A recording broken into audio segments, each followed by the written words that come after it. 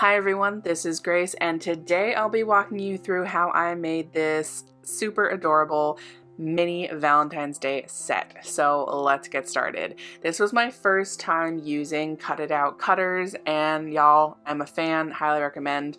I will link the cutters in the description. Now, just want to say that I'm using I forget the name of it exactly, but it's the 2.5-inch size of this set. It's a set of 12. They all come together. I think you can buy them separately though too as well. And me personally, I think the 2.5 is the perfect mini size. I am not a fan of really small minis, like 2-inch minis. I just, both cutting them out of the dough is just my worst nightmare. And then decorating them, I'm just not a super detail fine person. So I love that Jessica started making this 2.5-inch size. It's perfect. Now, I don't sell my cookies, so packaging for this, I'm not sure what size one would use if you were packaging these. Also, just want to say, speaking of size, so these are all pretty simple beginner designs for the most part. You can absolutely buy like a 3 or 3.5-inch cookie, or 3 to 3.5 inches of these cutters, which is more like a standard size cookie, and just do these designs on those bigger cookies. So it's just a side note for all of the mini designs that I do. Absolutely, put those on a bigger cookie. Do it, y'all. Anyway, let's actually talk about what's right in front of us right here. So this is my chocolate covered strawberry. It's technically just a strawberry cutter, but it's Valentine's Day, so I wanted to make it a chocolate covered strawberry. The first thing I did there was I used some non-pry sprinkles, which is a great thing to have on hand. If you're gonna only have 2 kinds of sprinkles in your house, always have white non-pries like these, and then sanding sugar, which you will see later on, also in white. You can see a little bit of pink left over on that the dough that I'm currently flooding over with brown, and that is because I messed up and had to scrape that the icing off and redo it. Whenever you scrape icing off of a cookie, you can still see some of the icing left over, but oh well. All right, this I left in here. I realized immediately I had over flooded this brown and I always forget to keep on camera when I fix my mistakes, at least often I do. So I wanted to make sure I got this one on camera. I like to use a thicker scribe like this Thingamajiggy. Yes, it's called a Thingamajiggy. It's from the Cookie Countess because it's just easier to pick up more icing, and I'm just scraping it along the edge of the cookie. Super easy to do if you already know that you have over flooded, but you can only do that when the icing is still dry. If the icing has started to crust, then you're going to be very sad when you look at the edge of your cookie, because it's going to be like a melting iceberg, if that makes any sense at all. It won't look good. So the green, I just want to take a note here. I'm almost done with this, but I just wanted to say that I'm using a soft peak piping consistency for the leaves and the stem. That is because I wanted maximum poof and I did not want to be worrying about craters. So the number one way to prevent craters, in my opinion, is to use the thickest consistency possible for your application. And I've talked about my soft peak before. I love my soft peak. It straddles being a piping and a flood. So there we go. Cute little chocolate covered strawberry. Icing consistencies, by the way, if you don't know what I'm talking about, go check out my consistencies video. So here, I'm going to use sanding sugar on top of this heart balloon. So you can see I'm not flooding all the way to the edge, and that's really important when covering a design in sanding sugar or any kind of sprinkle, because the sprinkles are going to weigh the icing down, right? So if you flood all the way to the edge and then you put sprinkles on top of it, the sprinkles are going to make the icing want to go, whoa! I don't know what that sound effect was, but it's gonna make the icing go off the edge of the cookie. So do yourself a favor, trust the process here. Believe me, once I put these sprinkles on, it's going to magically, beautifully, suddenly be all the way to the edge and everyone is happy, right? At least I'm happy. Number one pro tip with sanding sugar, always make sure to do it over a bowl. Number one, Number 2, there are different sizes of sanding sugar. I would say there's probably like mostly 2, maybe 3 sizes. Let's say 3. Yeah, I would say the really fine, which is this one. Then there's like a medium size, and then there's a really coarse size. I have all of them, and I use them for different applications. It is very hard to tell when buying sanding sugar what size your sanding sugar is. So if you can at all see it in person, that's the best way to do it. I will try to remember to link what I have from Amazon in the description. I used to buy Wilton brand sanding sugar. That was my favorite. It's the extra fine, and it was nice and sparkly, but I think they stopped making it because I can't seem to find it anymore. So I did have some success buying a gigantic bag on Amazon. On to this next cookie. For those who are not familiar with this candy, this is called a Hershey's Kiss, or at least it will look like a Hershey's Kiss in a moment. And this is a little chocolate drop that's covered in silver wrapping, which you'll see in a second. And for this one, I was trying to decide between doing the bear technique, the dabbing of icing on top, that's what I call the bear technique, or this crackle technique, which is what I'm doing here. Ended with the crackle technique, and I'm so glad because I think it really highlights the silver so well. Very happy with that choice. Now, number one question always is, how long do you wait before you crackle? I can't give you an exact answer, I'm sorry. But what I always do is I set a timer for 10 minutes and I start checking it after 10 minutes. And honestly, sometimes it works in 10 minutes for me, sometimes 15, sometimes 20. It depends on my environment, how humid it is, yada, yada, yada. I do use a dehydrator to dry my cookies, but you do not need to have one. Now, if you're doing a crack like this, you want there to be an actual crust on the surface of the icing because that's what you're going to crack. If you have more of an indentation, that means that your icing just hasn't dried enough, because you're just denting the surface instead of cracking it. Something else to keep in mind is you don't actually want to break the surface of the icing. If you start to get icing on the end of your paintbrush, which is what I'm using here, that means that you have cracked the surface and you have gone too far. I just use the end of the paintbrush. The size of the end of your tool will affect the size of your crack. Yeah, I just said that. All right, moving on. What I'm doing here is I'm painting sterling pearl. It's the Sugar Art product. It's a luster dust that I've mixed with their color solution. This is new to me. I'm a big fan. Instead of using Everclear like I normally do, this is great. It has better coverage in my opinion, and it stays wet longer than Everclear. Everclear evaporates so quickly because of the very high alcohol content, which is great in certain applications, but this gives you more time to work with it, and I'm a big fan of that.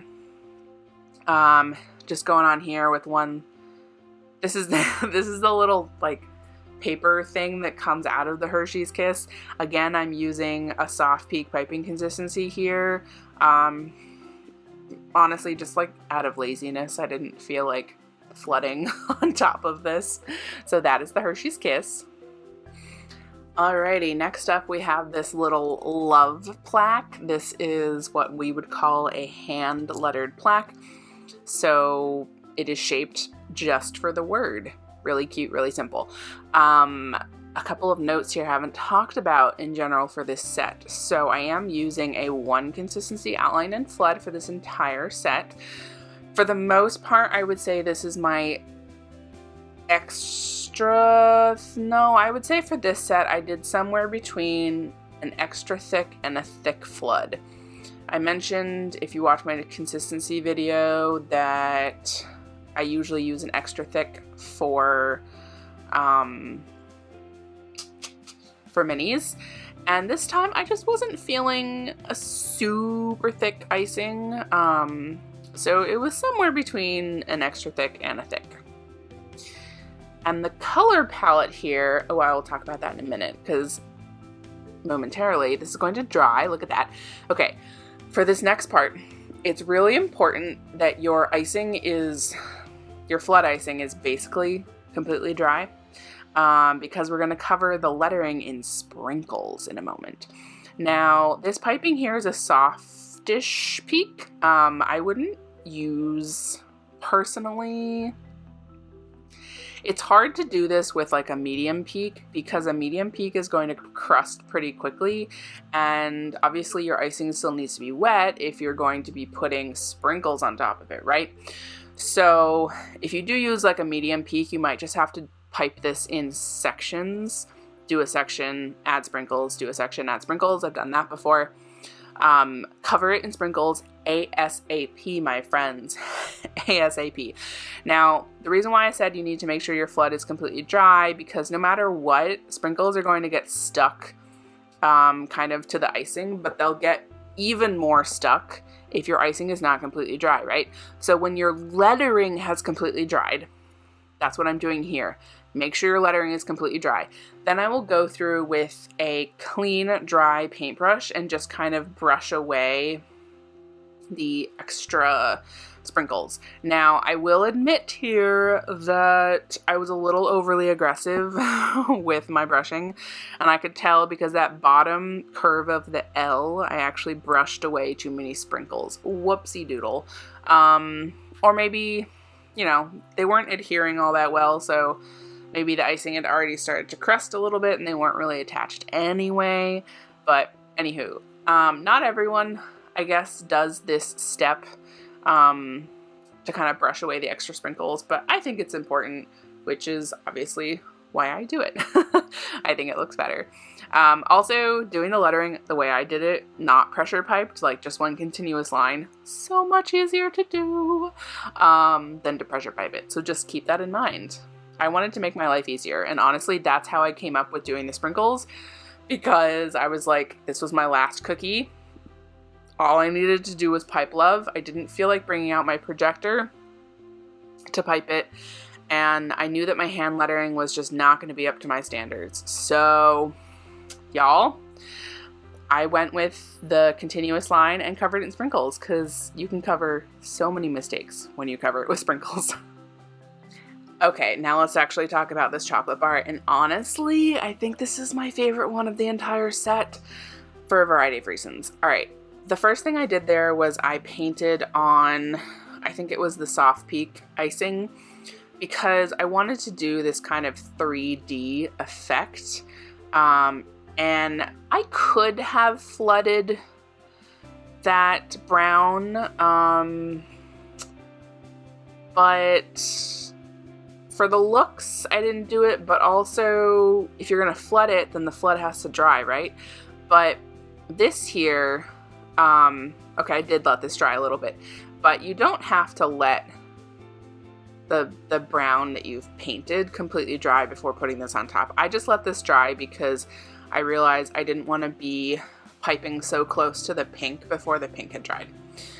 So this little extra squiggle in the middle, that is all to prevent craters, because these are very small areas that I'm going to flood, and I'm trying to remember, did I use actual flood consistency or did I pressure pipe this?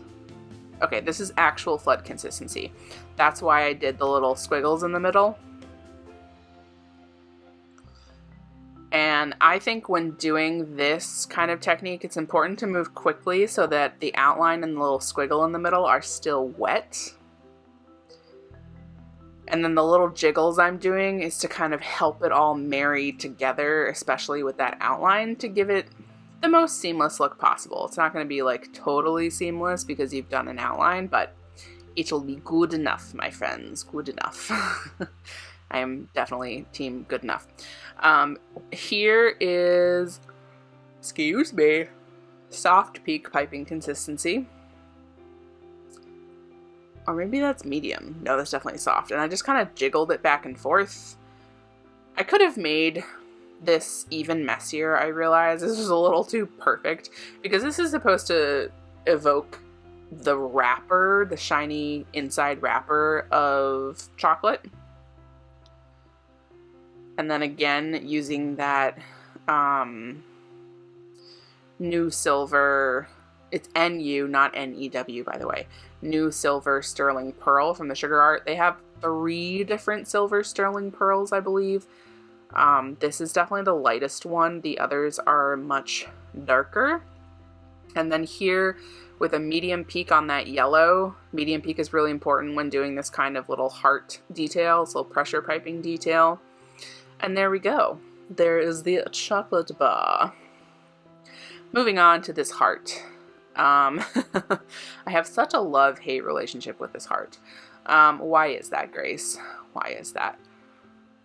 Actually, sorry, excuse me. Doing it is fun. Editing this kind of technique is a royal pain in my rear. But anywho, so let's talk about actually doing it. This yellow needs to be a medium peak. I have tried to cut corners on this. I don't know how many times. I've tried to use a soft peak. It just, I mean, it's fine, but it doesn't give the desired effect. And the desired effect here is I want there to be real definition with all of these pulls. I want you to be able to see the definition of every pull from those dots. This brush here that I'm using is it's a relatively narrow brush, but it still has some width to it because as you can see, I'm doing just one pull. This is basically, I guess, in the family of brush embroidery, which is a royal icing technique. But I guess what is specific, unique to this is that I'm only doing one pull from each dot. Traditional brush embroidery is, first of all, it's like an outline that you pipe first, and then you use a brush and you pull continuously across that outline. This here, I'm obviously doing dots, and yeah, instead of an outline. Some other oddities about why this is annoying to film and edit. Filming it, I always debate, should I use a swivel or not? Because the thing with this kind of technique is that I have to always be at the same angle with my paintbrush. And so I have to turn the cookie, and sometimes I feel like it's just too jiggly and jarring, especially when I speed up the video, to use a cookie swivel. So that's why you see me manually turning the cookie. But then I get stressed out about making sure I'm moving the cookie in the same exact spot, so I don't have to do too much editing after the fact. Something else, side note, important with this technique is to use a damp brush. So what you don't see off camera is a little bowl of water, and after every section of pulls, I am cleaning off my brush and dabbing it on a paper towel. It's important that it is damp, not wet, my friends. Damp. D-A-M-P. If it's too wet, it's just going to like blob out your icing, and then it'll be a sad, sad day. No one wants that. All right. Now, for this next stage, I'm not going to wait for this border to dry. Partly because I'm filming it, but I think when I did it in like real life, not filming, I also didn't let it dry. Now, I'm doing this with confidence because I know I don't struggle with color bleed. But if you struggle with color bleed, at this stage, I would suggest letting your border dry first. For this heart, so I decided to do, I could have, if I had outlined this heart with a piping consistency first, I would have had a sharper edge on my heart. But this kind of border that I did is very 3D, and so I wanted to make sure that all of the icing just kind of sunk into all of the pulls, if that makes sense, because I'm kind of going on top of them intentionally. And that can be best done with a flood, if that makes sense. After I piped this, I was like, you know what? I think this could actually use a little more icing, which I kind of regret later, I think, because it made the heart kind of flatten out even more. But this is a good thing to do. What I just did right there, kind of like injected more icing into the center, if that makes sense. after the icing had already started to just barely crust on that purple. Gorgeous. Up next we have this rose, which was honestly one of one of the cookies I was most nervous about. In hindsight, I really wish that I had projected the sketch of this rose when I was doing my little outlines here, because the whole point of this, what I'm doing here with an edible marker, is to sketch out the design so it's easier to pipe, but my sketches were not that great because I freehanded them all. I mean, they were good enough, but we can always do better, right? And I try not to do extra extra lines like that on camera, but this was my last rose and I was just not happy with the first sketch I did. This cookie is all about flooding in sections. All about flooding in sections. Now, Grace, what is flooding in sections? Before you ask, that little blob I just did with pink, that is piping consistency, and again, that's to help prevent craters. Now, flooding in sections is when you alternate flooding in sections so that one crusts, and then when you pipe next to it, that one crusts as well. That didn't make any sense. So by letting those first two sections crust, when I pipe a section next to it, there's definition in between the sections. So flooding in sections. If I had just flooded all these sections at once, even if I did them separately, but I didn't wait in between them, then they would have just all melted together and it would have just looked like one pink blob. I will say that this technique is a lot harder than it looks. It took me a long time to get to a point where I was happy with my execution of flooding in sections. So don't be too hard on yourself. The most important part, two most important parts, make sure that the sections have sufficiently crusted before going on to the next one. And then second one, it's all about the seam in between the two sections. So here is one technique for doing those seams where I'm actually flooding up next to the seam.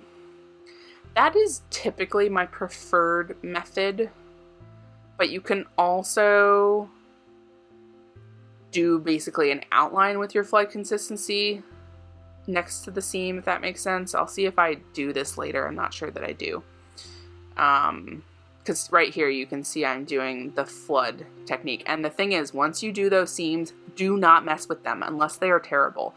If you're going to use a scribe anywhere near the seam, do not get closer than like 3 millimeters to the seam, because if you get too close to the seam with a scribe, you're going to mess with the cleanness of that seam, if that all makes any sense. All right, there is the simple little rose. What do we have next? Okay, we have this X and O. My mom didn't understand what it was. I was like, X's and O's, mom, like hugs and kisses. She was like, oh, okay. All right. So what can I talk about here? Something I have not talked about yet is the color scheme here. You might have noticed that the color scheme very much evokes conversation hearts, like the candy conversation hearts. That was intentional, my friends. I've never done conversation heart cookies, and I'm honestly not sure if I ever will. Just because it's a flooded heart with a saying on it and they're all the same. Not sure. But I really like the color palette of conversation hearts. So this whole set is the color palette of conversation hearts plus brown, obviously, for the chocolate, and the silver. Such a like creamsicle orange here. So I did do the X's and O's the same. I wanted to do them differently, but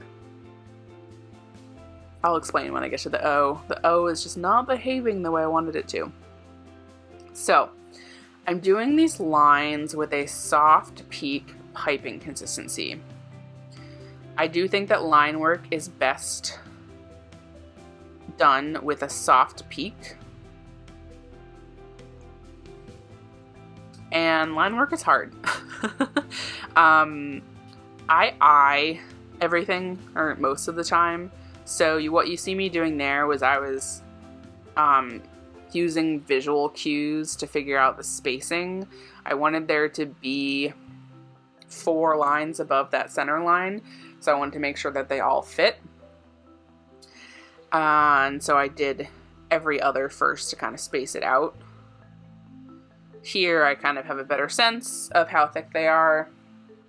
And we are fast approaching another mistake that I made. Here we go, here we go. This one I left on camera. Oh wait, no. Oh, there we go. My line broke. Sad face. Line broke. So this is what I do. Immediately remove the line as clean as possible. Sometimes I use a scribe. Wow, that lighting is going crazy. Sometimes I use a scribe. Sometimes I use a paintbrush. Later, this happens again, and I use a paintbrush. I'll show you. It's important then that like your base is dry for you to be able to do this. Otherwise, you might poke a hole in it. But get that off as best as you can. That was a dry paintbrush, I believe. So that was a really clean removal. So that's fine. I can just pipe right on top of that, and I have to make sure that I'm super precise in my piping to cover that little boo-boo. See? No one knows. No one knows. Now I can tell that my line is like slightly thicker than the previous lines, but no one else is going to notice, Grace, except for you. No one else. Now, this is a little anal, what I'm about to do, or what I'm doing right now. I don't know. Maybe it's the way I pipe lines, but I really like the seamless kind of waterfall look on the edge of line work like this. And I find that when I finish my line, I can kind of clean off the edge very nicely. But my starts of my lines always have too much icing on them, and they stick out if you look at the cookie from the top. So while the icing is still wet, that's important, I use a scribe to kind of just peel them off. And look at that! Look how gorgeous that is. Gorgeous, gorgeous. Alright, next up we have the O. I'm just going to take a quick drink of water. So, story time on this O. I really wanted to do polka dots, and I was going to keep with the theme of the raised lines on the X, so I was going to do raised polka dots. And friends, people that do good polka dots, whether wet on wet or raised, really deserve a trophy. Polka dots are one of the things that I think are actually way harder to do than they look. Mine are never circular. They're always like little blobs. They never seem to be in the right orientation. I don't know. I'm just not a polka dot person. Anyway, so I kind of ruined one of these O's by attempting a polka dot on top, and then it just did not look good. So I decided to go, whatever. Went with the lines, just like I did with the X, which makes it look like the X, which is fine because they're supposed to go together anyway, right?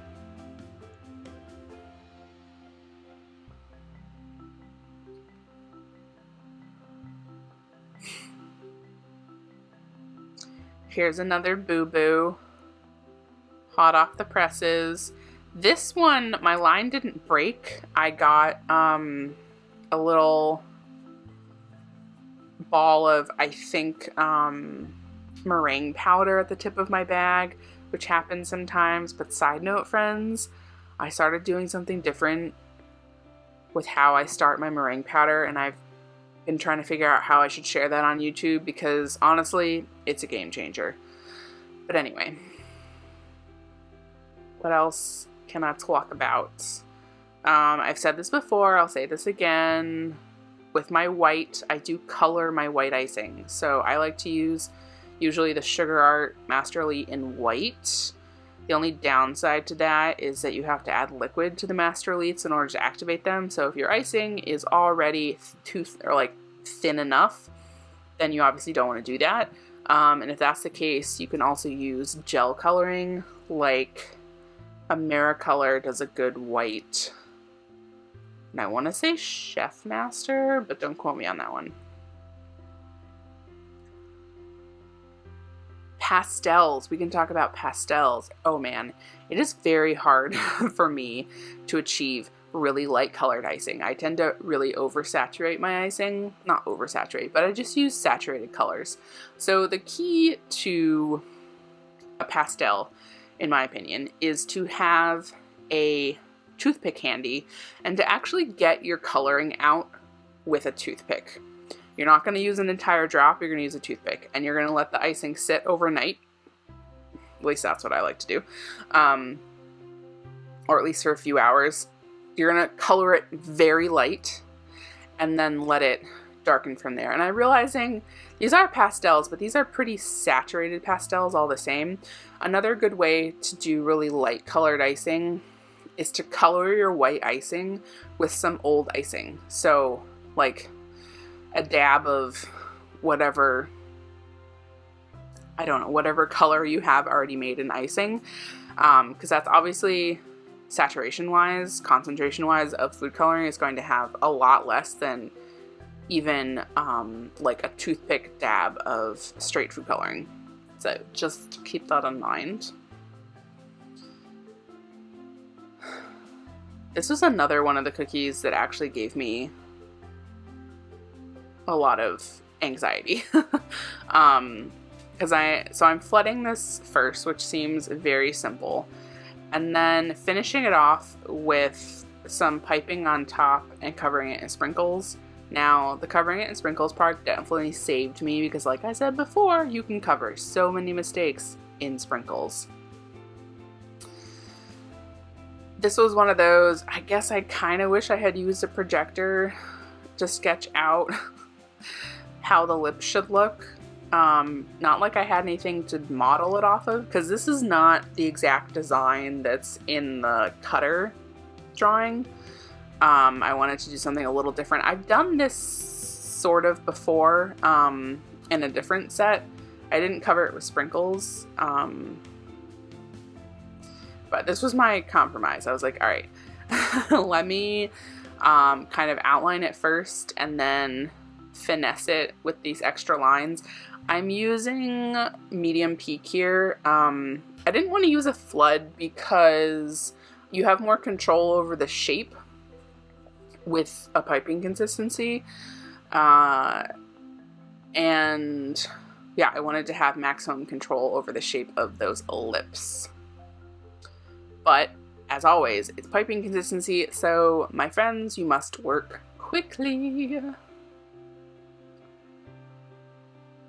Here I just wanted to quickly brush off super excess because I'm going to be piping right next to it. But you can see I was very what was I? Clever, close. Careful, that's the word I was looking for. Careful. I was careful not to touch the wet icing because, as I said before, if you mess with the icing while it's wet with the sprinkles, you're gonna mess it up. Sad face. So you can finesse this a little bit since you are covering it in sprinkles. You can see that I fixed that just a wee bit. I do reuse my sprinkles. I just put them back in the bag. Just a side note. Now, this has completely dried. Again, do not attempt this before the icing has dried.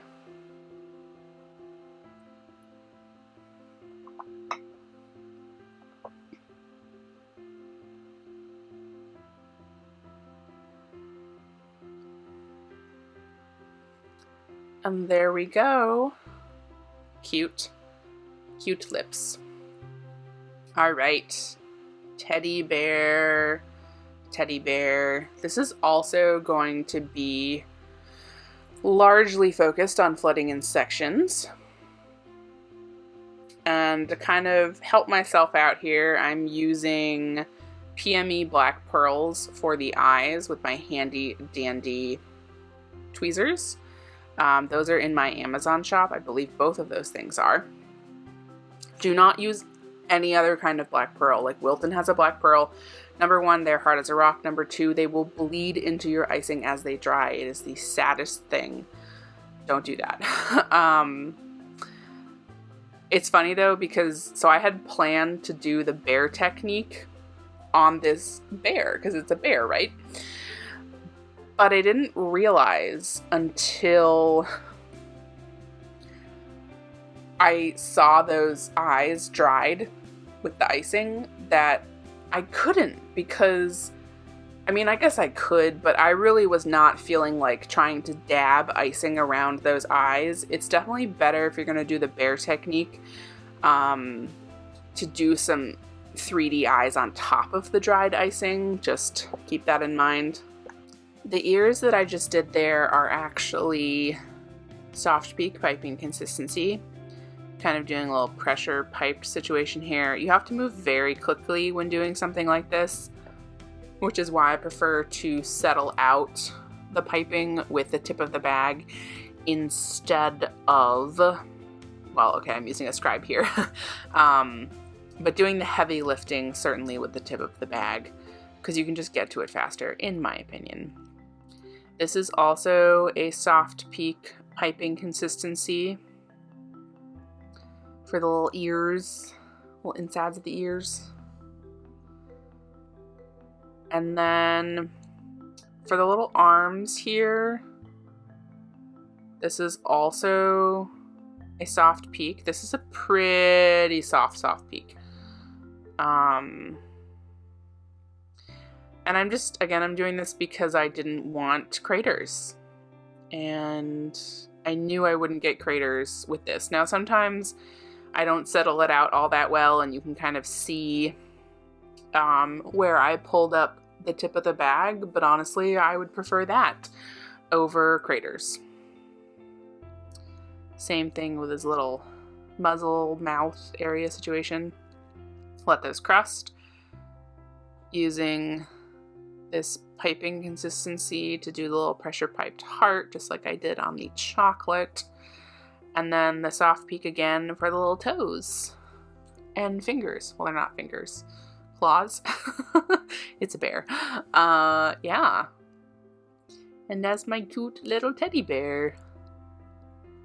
Kind of wondered if he could have used something on his tummy, but oh well. Oh well. He's cute. She's cute. They're cute. Anyway. Alright, this last one, I believe this is the last cookie. So I don't really know what I was doing. Is this a tag? What is this? I saw someone else do this as an envelope though, which I thought was so much smarter than what I did. But anyway.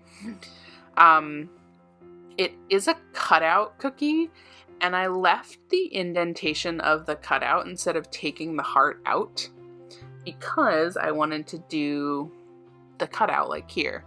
But having the indent from the cutter just makes it so much easier. And then I am doing wet on wet here, which is why I'm outlining first. I'm still going to use a pretty thick flood.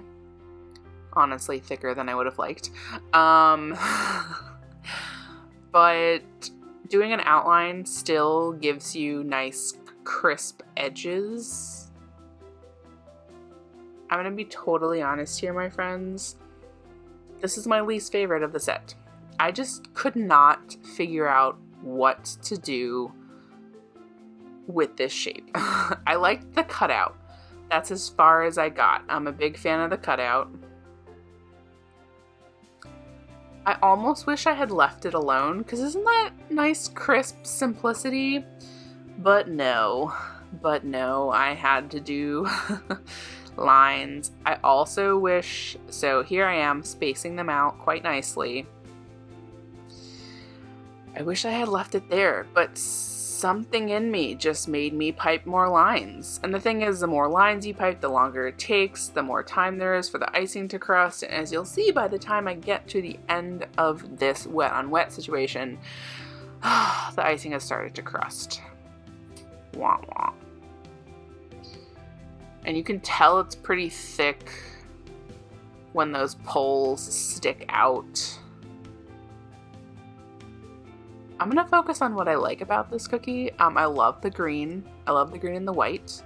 Love that silver cutout heart. Living for that. That's about it. I am cleaning off my poles for the most part, so that I get a clean start to the pole instead of a messy start. You'll get a messy start if you don't clean off the tip of your scribe, because you'll bring icing with you, if that makes sense. Now, using my scribe to kind of settle the little tips that have occurred, and it's hashtag good enough, my friends.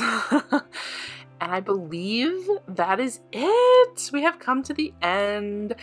I really hope you enjoyed watching this, and always, as always, I hope you learned a thing or two and maybe even try something yourself. Number one tip, maybe buy these in a bigger size. You know, simple is okay. Simple is beautiful. Well, that's it, folks. Love y'all. Have a sweet one.